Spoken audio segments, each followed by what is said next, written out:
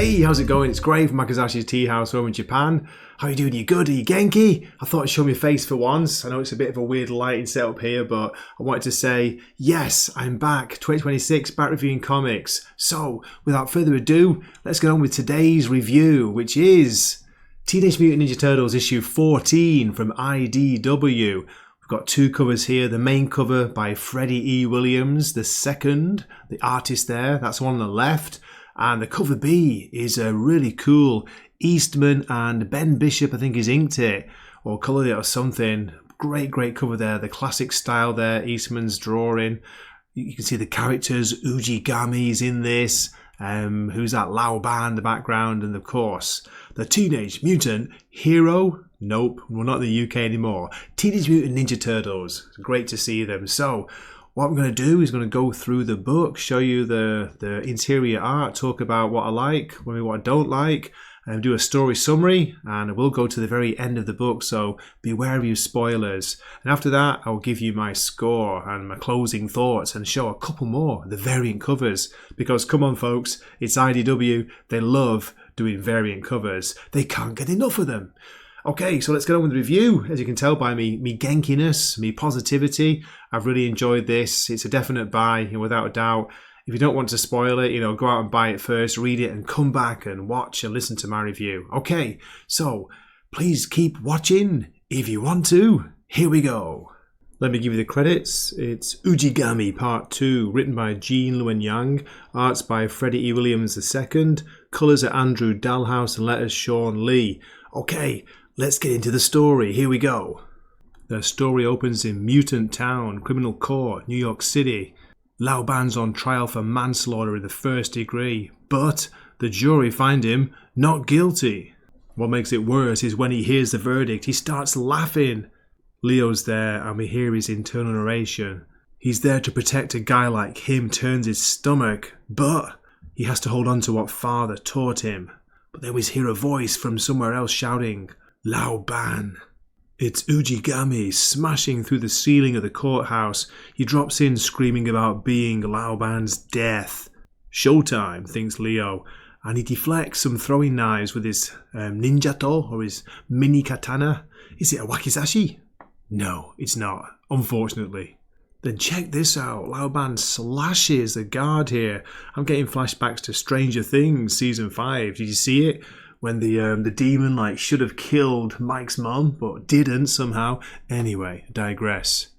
When Laoban is about to attack the victim's mother, he's saying, "Funny your son had the same look on his face." He's about to smash her with something, but Leo chucks a couple of shuriken and stops Laoban. Leo's telling the big, giant, crazy mutant bear, "I'm not letting you die today, but I'm not letting you escape either." But then we see on the bottom panel, Laoban looks like he's in trouble. One of his eyes has glassed over. "I am your death," says Ujigami. He stabbed him in the back. Laoban's giant, lifeless, mutant body drops to the floor. Thud. And we see a cat laughing or smiling from above, purring away, watching the whole thing go down. The scene shifts to a hospital. We see April, she's there, she's keeping vigil, she's looking after, watching somebody who's in the hospital bed. There's something at the window, a knock, a sound, a squeak, a scratch. "Mikey, you scared me half to death. I thought it was Ujigami, back to finish off Stockman." So that's continuing from the last issue. She's been keeping a vigil over Baxter Stockman. Love that name, by the way. Then we see Leo is up on the roof and you won't believe his plan. Well, you probably will. This is what he's thinking. "Ujigami said our enemies are his enemies, so my brothers and I decided to split up to protect those who hate us. Not the most rewarding of jobs. Raph is going to keep an eye on old Hob. Donnie, the Earth Protection Force. Mikey's keeping an eye on the Dogstar clan, and they even got Casey to look after the Purple Dragons." Leo continues. "Raph was the first to have a solo run-in with Ujigami, but he fought him off well, which makes me the first to fail. We've got that self-doubt from Raph here." Then April joins him on the roof. Leo's asking how Stockman is. He's stable, but then she sees the look on Leo's face. "Ujigami showed up at the courthouse, didn't he?" "Yeah, and now Laoban is dead." For me, that's not a problem. I think he deserved it, but hey, you know, the Turtles they're trying to be honourable, aren't they? Trying to honour their father, so what can you do? It is what it is. There's nice interaction here between the brothers. We see that Leo's expecting Raph to gloat, but of course he won't do that. But then you got Mike in the background going, hang on a minute, now that you mention it. Shh, says Raph. Ujigami's as tough as they come. I'm lucky I got away with just a cut on my arm. Then we get an interesting comment here from Mikey. I almost missed this. Mikey's saying, we all saw how Ujigami fought at Stockman's place. It was like he knew our moves before we made them or even thought them. Aha. Then here we see Raph saying that they shouldn't have split up. It was a bad move. Hey, but what choice did we have? We didn't know which of our enemies Ujigami would attack next. Hey, it made sense at the time, chimes in Donnie. But Raphael's not having it. I did not agree. As a general rule, Leo, I do not agree. Then April suggests that they have to team up, fight together if they've got any chance of defeating Ujigami. The scene shifts again and it's Splinter, meditating. He's saying, show us, O tree, show us the fate that I've pruned away. And we see Lao Ban there, in the fire, in the image, in the tree, look at that. Here Splinter continues, he's talking to what appears to be an apparition of Tang Shen. Don't you see, my love, we'll all be together again once our family is safe. Soon, my dearest Tang Shen, soon, I promise. Next we move to KARAI's penthouse. That black cat, that grinning black cat's watching things again, as you can see. Just let me read KARAI's narration here, it's quite funny. She's saying, overseeing an organisation as multi-layered as the Foot Clan can be taxing, to say the least. More often than not, meals are my only respite. Yet this is when you've chosen to disturb me. I've killed for less, Turtles. Leo is trying to warn her that her life is in danger. Someone's life is in danger, alright, but it's not mine, she replies. Snaps her fingers, and then guess who turns up? Oh yep, it's Bebop and Rocksteady. Then we get some pretty cheesy jokes from the writer here, Jin Yang. Shall I read them out for you? Hey boss, how about a round of applause for your two snappiest bodyguards? You get it, boss lady? He called us snappy because you snapped your fingers and then... And she's like, enough blathering. Get rid of our uninvited guests. Bebop and Rocksteady continue with their cheesy one-liners and gags. They try and make a joke, well, they crack a joke, or they think they do, about Donnie and his shell. When smack, Donnie leaps into action, cracking him over the head. He's a Ninja Turtle after all. The fight continues and the Turtles are trying to say, look, your boss lady is in danger. But they're not listening, they're too busy fighting. Danger schmanger. But then they hear the alarm. It seems that KARAI's triggered it. They go running into the dojo, burst through the wall, because of course they do. Boss lady, you alright? Hurry, you imbeciles.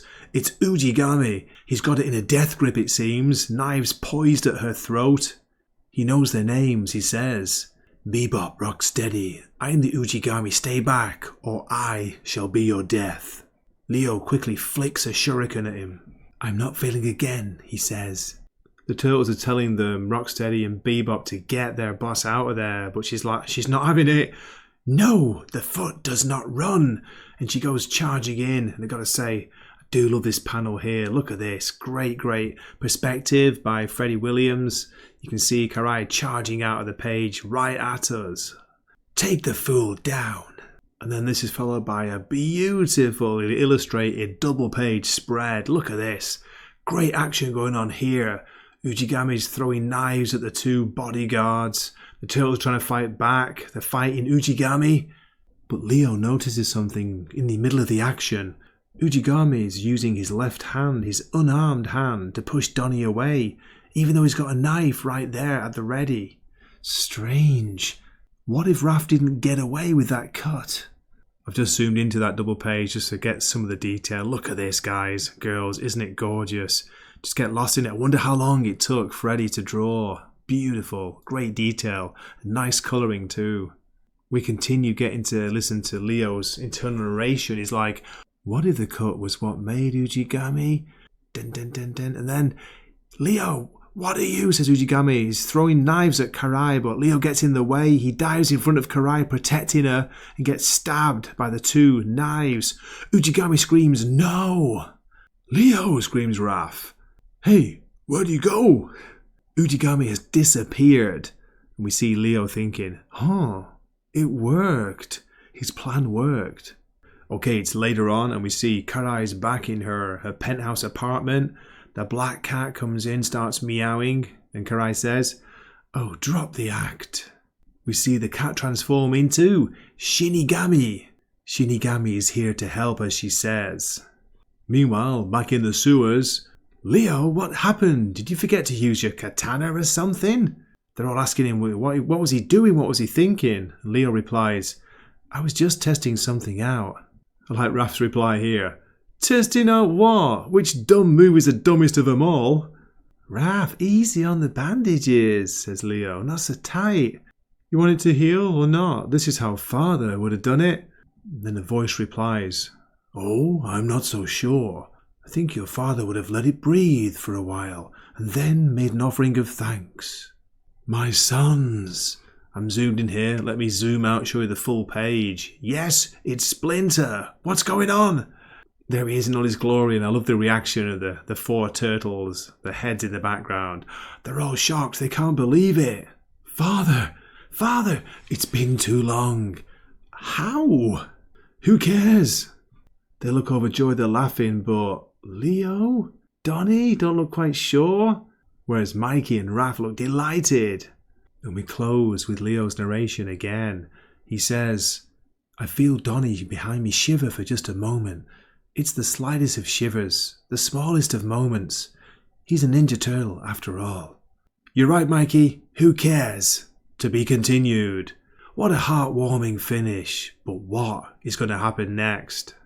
Well, there we go. I do hope you enjoyed that. Enjoyed the review. I really enjoyed making it. So, before I go into the variant covers, let me give you my score for this. It's a very strong 8 out of 10 without a doubt. Love the art by Freddie Williams. I'm really enjoying Gene Wen-Yang's take on the voices of the characters so far. Yes, I know it's only 2 issues, but yeah, I like his cheesy jokes. I like it. It's fun as well as exciting. The action scenes are well written and, of course, beautifully drawn. It's colourful. It's just an exciting book to pick up. You know, it's one of those books where you look forward to it when it comes out each month. So yeah, definitely recommend. Okay. We have the cover C, the Jared Cullum variant here. What do you think of this one on the left? Very colourful. I like the kind of style. The style's pretty cool. And on the right, it's, let's see, who is it? This one is by Stephen Byrne, variant cover D. Not as sure about this one myself, but, you know, if you like it, no problem. Which one of those would you go for? Okay, that's it for the review. So yeah, I hope you enjoyed it. Getting into the Turtles. I know I'm late to the party, but it's great, you know, thanks to my comic book buddies. Got me into something good, something new for me and really good, so can't wait for the next issue. This has been Gray from Makazashi's Tea House, signing off for the night. Matane. He swaps his longsword for a wakizashi, so